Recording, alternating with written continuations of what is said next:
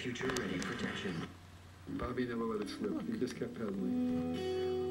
Mesa Grill was the restaurant I always wanted to open. Check it out. It was big. It had energy to it. It was colorful. And it served, you know, contemporary Southwestern food. It was what I wanted. Bobby had no intention of resting on his laurels. He took another important step in his culinary journey in 1993. A few blocks away from Mesa Grill, Bobby and his partners opened a one-of-a-kind Spanish restaurant It's called gonna get Bolo. you.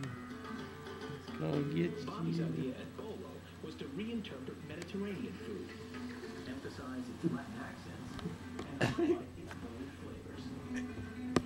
It's gonna get you. It's gonna get you.